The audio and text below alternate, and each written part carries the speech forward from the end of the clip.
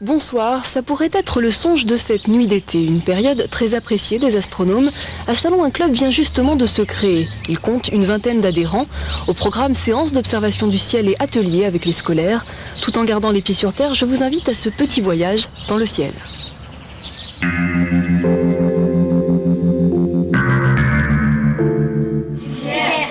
Voilà, donc la 6e.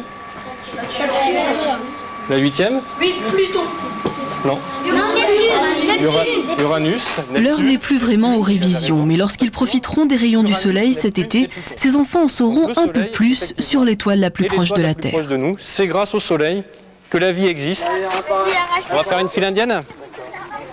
C'est pour rencontrer d'autres passionnés et mettre l'astronomie à la portée du grand public qu'il y a 7 mois, Didier a créé un club à Châlons. Derrière la MJC du Mont-Saint-Michel, aujourd'hui, les petits découvrent l'infiniment grand, l'une des activités proposées par ce groupe d'astronomes amateurs. Il a peut-être disparu là, le soleil, hein ? Non ? Mais il bouge, parce qu'il tourne sur lui-même. C'est surtout que tu vois qu'il y a un nuage devant. Et il bouge à cause du nuage. C'est pas le soleil qui bouge, c'est le nuage.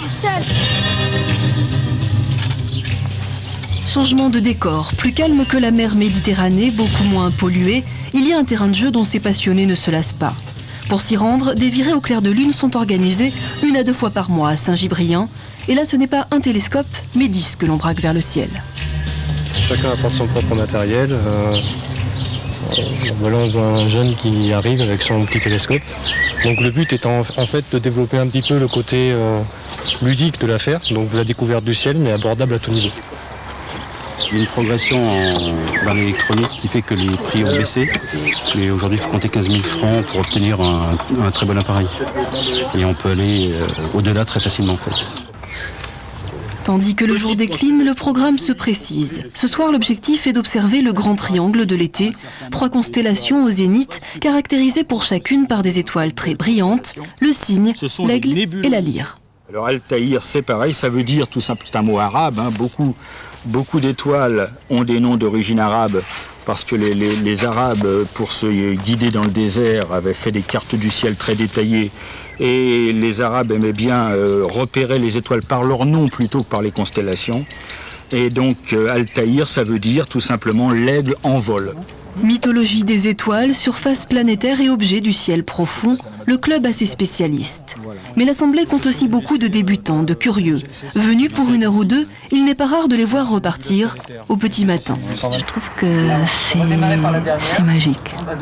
Hein, c'est ce que je dirais. Le ciel, c'est l'espace, c'est l'inconnu, c'est le besoin de savoir et pourquoi. Et puis voilà, quoi, tout simplement.